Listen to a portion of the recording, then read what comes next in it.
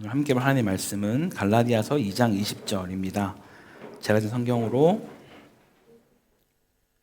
신약 304페이지쯤에 있습니다. 성경이 없으신 분들은 앞에 화면을 보시고 같이 큰 소리로 함께 읽도록 하겠습니다. 시작. 내가 그리스도와 함께 십자가에 못 박혔나니 그런즉 이제는 내가 사는 것이 아니요 오직 내 안에 그리스도께서 사시는 것이라. 이제 내가 육체 가운데 사는 것은 나를 사랑하사 나를 위하여 자기 자신을 버리신 하나님의 아들을 믿는 믿음 안에서 사는 것이라. 아멘. 할렐루야. 네, 오늘 이 귀한 행복축제에 함께 해주신 여러분들 주님의 이름으로 환영하고 축복합니다. 여러분들이 이 자리에 오시기까지 수많은 기도와 또 관심, 사랑이 있었음을 믿습니다. 무엇보다 하나님께서 여러분의 마음과 자궁을 열어주시고 초대하셨기에 지금 이 자리에 있는 줄 믿으시기 바랍니다. 저는 오늘 여러분이 이 발걸음이 결코 헛되지 않고 여러분의 인생에서 가장 복된 시간이 되기를 간절히 소망하며 오늘 이 말씀을 나누겠습니다. 질문 하나 드려보겠습니다. 여러분은 기독교 하면 어떤 것이 가장 먼저 생각이 나시나요? 네, 교회, 그렇죠, 목사님. 한국의 밤거리를 보게 되면 우리가 어김없이 눈에 띄는 것이 하나 있죠. 네, 빨간 십자가입니다. 물론 요즘은 LED나 디자인들이 많이 변경돼서 달라지기도 했지만 여전히 우리가 교회를 생각하면 가장 먼저 떠올리는 상징이 바로 십자가인 것 같습니다. 성경책 표지를 봐도, 교회 건물을 봐도, 심지어 목걸이나 귀걸이 같은 장신구에서도 십자가는 흔하게 등장합니다. 그래서 우리는 자연스럽게 기독교 하면 십자가를 가장 먼저 떠올리게 되는 것이죠. 하지만 여기서 우리는 한 가지 중요한 질문을 던질 수 있습니다. 왜 하필 십자가인가요? 왜 그것을 믿어야만 구원을 받는다라는 말을 하는 거죠? 라는 질문을 말입니다. 사람들은 십자가를 희생, 사랑, 헌신, 용서의 상징으로 많이들 이해합니다. 어떤 이들은 도덕적으로 바라보기도 하고요. 또 어떤 이들은 감상적으로 묵상하기도 합니다. 실제로 십자가에서 주님이 당하신 그 고통을 떠올리며 눈물을 흘리기도 합니다. 하지만 정말 중요한 것은 왜 예수님은 그런 고통을 당하시며 십자가에 달려 죽으셔야만 했는가? 그리고 그 죽으심을 통해 도대체 무슨 일이 일어났는가가 우리에게 정말 중요합니다. 오늘 우리는 바로 그 질문의 답을 함께 찾아보려 합니다. 십자가는 왜 구원인가? 왜 나에게 십자가가 꼭 필요한가? 복음의 핵심 이 진리를 함께 깊이 나눌 때 큰 은혜 있기를 간절히 소망합니다. 먼저 우리가 꼭 짚고 넘어갈 질문이 있습니다. 도대체 왜 우리에게, 아니 나에게 십자가가 필요할까입니다. 이 질문 없이는 십자가의 의미도 또 복음의 능력도 우리는 제대로 이해할 수 없기 때문이죠. 교회에 처음 오신 분들이라면 가장 불편하게 느끼는 말 중 하나가 아마 죄인이라는 단어일 겁니다. 세상에서도 이 죄인이란 말은 법정 용어에서나 쓰지 일상에서 쉽게 무슨 잘못을 했다, 넌 죄인이야, 이런 표현은 잘 하지 않습니다. 그런데 성경에서는 단호하게 이야기를 하죠. 의인은 없나니 하나도 없다라고. 모든 사람이 죄를 범하였다라고 이야기를 합니다. 이 말을 들으면 이런 생각이 들 수 있습니다.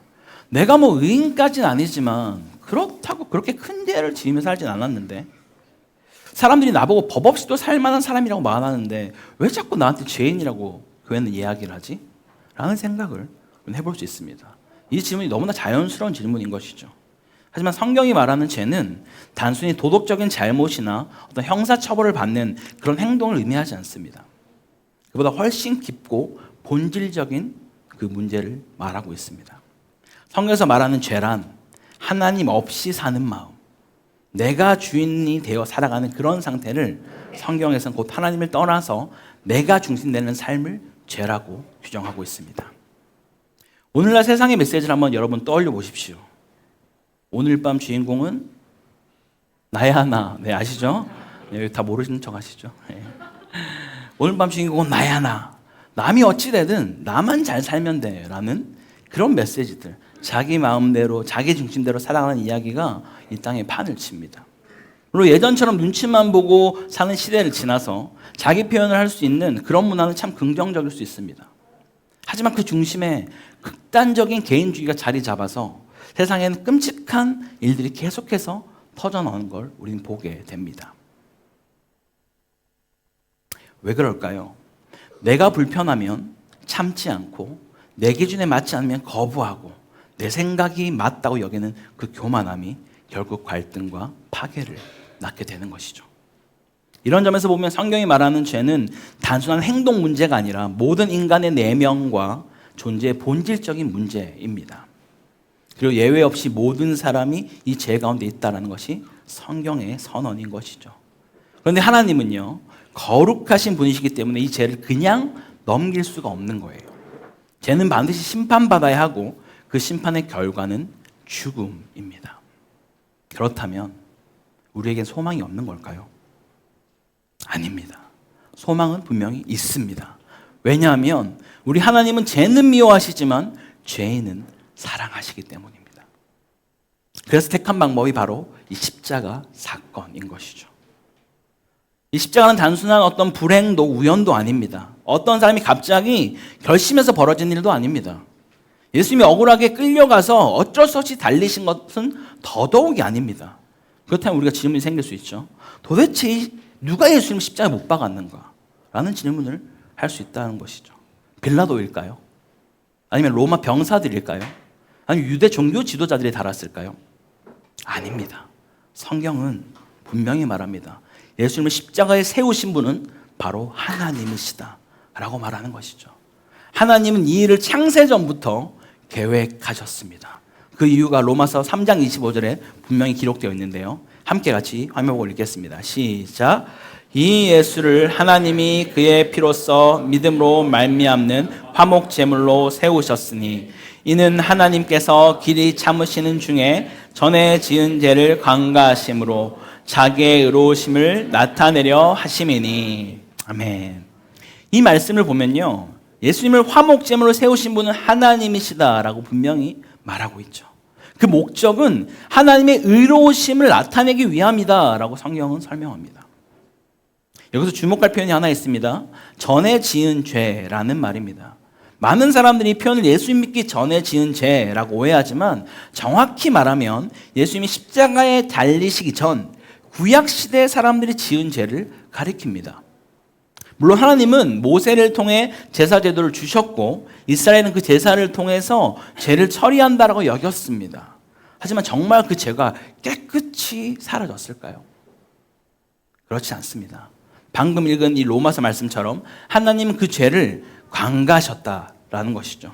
관가했다라는 것은 용서한 것이 아니라 잠시 눈을 감아주셨다라는 거예요. 다시 말해 하나님의 심판을 좀 미뤄두셨다라는 겁니다. 아담 이후 율법 아래 살던 이스라엘 백성들이 아무리 제사를 드려도 하나님은 단 한 번도 진짜 용서를 하신 적은 없습니다.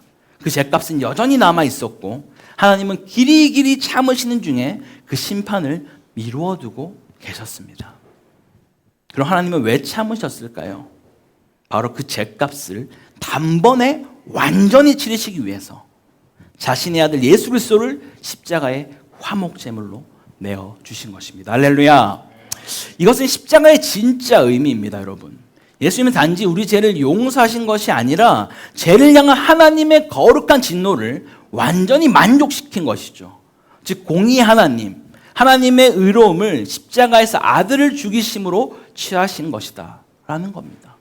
왜냐하면 이 죄는 반드시 대가가 있어야 하고 심판을 받아야만 하는데 그 심판과 대가를 하나님의 아들이 대신 지셨기 때문에 이로써 하나님은 자신의 공의로우심을 친히 우리 가운데 증명하셨다라는 것이죠. 그런데 이것이 끝이 아닙니다. 십자가는 하나님의 공의로움만을 보여주는 자리가 아니라는 거예요. 하나님은 십자가를 통해서 자신의 사랑 또한 우리에게 여지없이 보여주셨습니다. 로마서 5장 8절을 같이 한번 읽어보겠습니다. 시작. 우리가 아직 죄인 되었을 때에 그리스도께서 우리를 위하여 죽으심으로 하나님께서 우리에 대한 자기의 사랑을 확증하셨느니라. 아멘. 하나님은 아들을 십자가에 내어주심으로 자신이 얼마나 우리를 사랑하시는지를 보여주셨어요. 그래서 십자가는 믿는 자들에게는 지혜가 되는 것이죠. 믿지 않는 자들에게는 미련하게 보이고 심지어 두려움의 대상일지도 모르겠지만 우리에게는 생명이며 구원의 능력이며 하나님의 지혜입니다. 이 십자가 사건을 통해 우리는 모든 죄값을 치러졌고 예수 그리스도를 믿는 자들에게 하나님의 자녀가 되는 권세가 주어졌으며 영생을 우리에게 주셨다라는 것이죠. 할렐루야. 그렇다면 이것으로 십자가에 대한 이해가 완전히 되어진 것일까요? 아직은 아닙니다. 예수님께서 십자가에 달리시기 한 800여 년 전 이사야 53장은 예수님의 고난을 미리 예언하고 있습니다. 우리 구약은 늘 오실 예수 그리스도를 예언하고 있는 책입니다. 그 이사야에서 오늘 이 말씀을 하고 있는데요. 우리가 집중해서 보아야 할 말씀은 10절입니다. 함께 53장 10절을 같이 읽어보겠습니다. 시작. 여호와께서 그에게 상함을 받게 하시기를 원하사 질고를 당하게 하셨은즉 그의 영혼을 속건 제물로 드리기에 이르면 그가 씨를 보게 되며 그의 날은 길 것이요 또 그의 손으로 여호와께서 기뻐하시는 뜻을 성취하리로다. 아멘. 그럼 여기서 여호와께서 그에게 상함을 받게 하시기를 할 때 그 상함이라는 단어는 히브리어로 다카라는 단어인데요. 단순히 그냥 다치다라는 정도의 의미가 아닙니다. 으깨다, 짓이기다, 부서뜨리다라고 하는 아주 강력한 의미를 이 상함이라는 단어가 가지고 있습니다. 하나님은 독생자를 짓이기시고 부서지게 하시기를 원하셨다라고 성경은 말해주고 있어요. 그리고 여호와께서 기뻐하시는 뜻을 성취하셨다라는 것이죠. 어떻게 해요? 아들을 짓이기심으로써, 부서뜨리심으로써 자기의 기뻐하는 뜻을 성취하였다라고 말하는 것이죠. 여러분 생각해 보십시오. 세상에 자기 자식을 죽이고 슬퍼하지 못할 망정 기뻐하는 부모가 어디 있겠습니까? 안 그렇습니까? 그런데 왜 하나님은 이 독생자의 죽음을 기뻐하셨다라고까지 성경에서 말하고 있을까요? 그 이유는 단 하나입니다, 여러분. 바로 이 아들이 죽으면 우리가 살기 때문이에요. 이 아들이 죽으면 저와 여러분이 살기 때문입니다. 하나님께서 창조 이후로 가장 기쁜 일이 바로 이 일이었다라고 말씀하세요. 여기서 기뻤다라는 표현은 최상급의 표현입니다. 그냥 어쩌다가 이런 일도 기쁘고 저런 일도 기쁘다는 정도가 아니라 내가 이 일이 가장 기뻤다라고 말하고 있는 것이죠. 우리가 더 이상 죄 아래 있지 않고 율법의 저주 아래 있지 않고 사단의 종이 아닌 은혜 아래 영생 가운데 하나님의 자녀로 구원받는 것, 이것이 하나님을 기쁘게 한 것입니다. 할렐루야. 십자가 사건은 죄에 빠진 하나님의 백성을 구원하시려는 성부 하나님의 그 열정이 또 성자 하나님의 고난과 죽음을 통해 성취된 그 사건이라는 것이죠. 그래서 예수님은 십자가 위에서 다 이루었다라고 말씀을 하시고 숨을 거두십니다. 그 말씀은 단순히 사명이 끝났다라는 말이 아니에요. 성부 하나님의 기뻐하시는 뜻을 완전히 이루셨다라는 그러한 고백이었습니다. 한 사람의 그 철저한 순종을 통해서 많은 사람이 생명을 얻게 된 것이죠. 그러므로 우리는 십자가를 바라볼 때요, 죄를 심판하시는 거룩하고 의로우신 하나님을 보아야만 하고요, 우리가 아직 죄인 되었을 때도 우리 사랑하시는 그 하나님 또한 볼 수 있어야만 합니다. 그리고 그 진노를 자기 아들에게 모두 쏟아부으신 하나님의 그 열심과 그 고통을 피하지 않으시고 죽기까지 순종하신 예수 그리스도의 고난을 우리는 함께 볼 수 있어야만 합니다. 바로 그 십자가를 통해 창세전부터 지금까지 단 한 번도 변함없이 우리를 사랑하신 하나님을 우리는 만나게 되는 것이죠. 왜냐하면 로마서 8장 32절은 이렇게 우리에게 말씀하고 있기 때문입니다. 함께 같이 고백하겠습니다. 시작. 자기 아들을 아끼지 아니하시고 우리 모든 사람을 위하여 내주시니가 어찌 그 아들과 함께 모든 것을 우리에게 주시지 아니하겠느냐. 아멘. 다시 한 번만 읽겠습니다. 자기 아들을 아끼지 아니하시고 우리 모든 사람을 위하여 내주시니가 어찌 그 아들과 함께 모든 것을 우리에게 주시지 아니하겠느냐. 아멘. 여러분 믿으십니까? 이제 말씀을 마무리하며 본문으로 다시 돌아가 보려 합니다.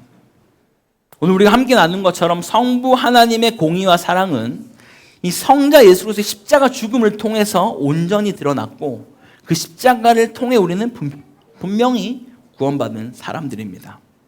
하지만 아직 한 가지가 남아 있습니다. 십자가를 바라볼 때 반드시 기억해야 할 한 가지 진리가 있는데요.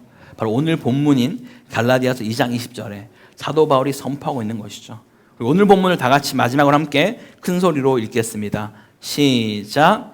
내가 그리스도와 함께 십자가에 못 박혔나니 그런즉 이제는 내가 사는 것이 아니요 오직 내 안에 그리스도께서 사시는 것이라. 이제 내가 육체 가운데 사는 것은 나를 위하여 자기 자신을 버리신 하나님의 아들을 믿는 믿음 안에서 사는 것이라. 아멘. 여러분, 십자가를 보며 예수님의 사랑과 고난만 묵상한다면 그것은 반쪽짜리 복음입니다. 복음은 단지 예수님이 나를 위해 죽으셨다라는 사실에 머물러 있지 않습니다. 복음은 그 십자가에 나도 함께 못 박혔다라는 것을 믿고 살아가는 삶인 것이죠. 예수님을 나의 주님으로 고백한다라는 것은요, 더 이상 내가 주인이 아닌 삶을 사는 것입니다. 이제 내 안에 계신 예수 그리스도께서 나의 주인이 되어 살아가는 그 삶, 그것이 바로 복음의 온전한 열매입니다. 그래서 십자가는 단지 예수님의 죽음을 기억하는 곳이 아니라 나의 옛 자아가 죽고 새 사람으로 다시 살아나는 부활의 출발점인 것입니다. 사랑하는 여러분, 십자가는 하나님의 심판과 사랑이 만난 자리이며 하나님의 뜻과 사람의 구원이 만난 자리입니다. 그리고 이제 그 십자가가 나의 삶을 송두리째 바꾸는 능력이 되어지기를 간절히 소망합니다. 오늘 이 말씀, 내가 그리스도와 함께 십자가에 못 박혔나니, 이 말씀이 우리 모두의 간절한 고백이 되기를 소망합니다. 이제는 내가 사는 것이 아니라 오직 내 안에 그리스도께서 사시는 삶, 그 은혜와 능력으로 살아가는 우리 모두가 되기를 간절히 축복합니다. 우리 시간 함께 잠깐 기도할 텐데요. 오늘 말씀을 들으면서 나도 하나님을 좀 알아가고 싶습니다. 나도 진짜 행복해지고 싶습니다. 나도 예수님을 한번 믿어보고 싶습니다. 그런 마음이 드는 분이 계시다면 제가 그런 분을 위해서 기도해드리고 싶습니다. 그 마음을 표현하는 마음으로 조용히 가슴에 손을 한번 올려봐 주시겠습니까? 감사합니다. 감사합니다. 감사합니다. 하나님께서 여러분을 기억하십니다. 감사합니다. 혹시 우리 기존 성도님들 가운데서도 주님, 저도 다시 하나님과 더 가까워지기 원합니다. 주님 안에서 잃어버린 기쁨과 감사를 다시 회복하기 원합니다. 주님, 저도 행복해지고 싶습니다 라고 소망하는 분들이 있다면 또 함께 우리 가슴에 손을 얹으면 좋겠습니다. 감사합니다. 이 시간 함께 여러분에서 기도해 드리겠습니다. 우리 가슴에 손을 얹으신 분들 조심스럽게 자리 한 번만 일어나 주시겠습니까?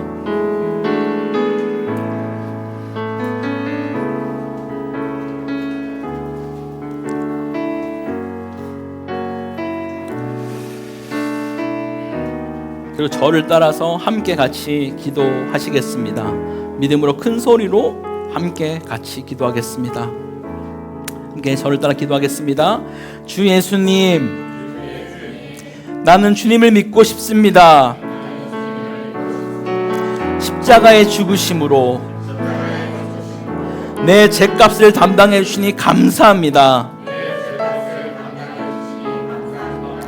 지금 나는 내 마음의 문을 열고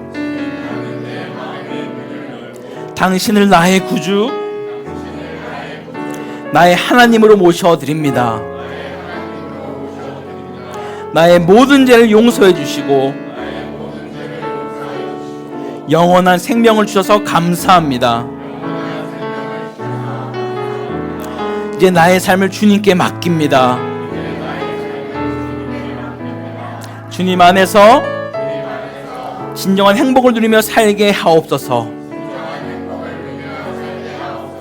나를 구원하신 예수님의 이름으로 기도합니다. 아멘. 마지막으로 한 번 더 기도하겠습니다. 하나님 아버지, 이 시간 제가 기도하겠습니다. 하나님 아버지, 이 시간 또 함께 소망하는 마음으로 가슴에 손을 얹고 일어난 모든 주의 백성들을 기억하여 주시고 이들의 고백이 단 하나도 땅에 떨어지지 않고 온전히 살아계신 하나님을 바라보며 또 그 주님과 동행하며 살아가는 복된 인생들로 인도하여 주시옵소서. 나만 행복한 삶이 아니라 나로 인하여서 우리의 가정이, 우리의 직장이, 우리 공동체가, 우리 교회가, 온 열방이 행복해지는 그런 은혜가 이곳에 있는 모든 자들 가운데 있게 하여 주시옵소서. 그렇게 우리를 통하여 일해 주께 감사드리며 이 모든 것 살아계신 우리 예수 그리스도 이름으로 기도드립니다. 아멘.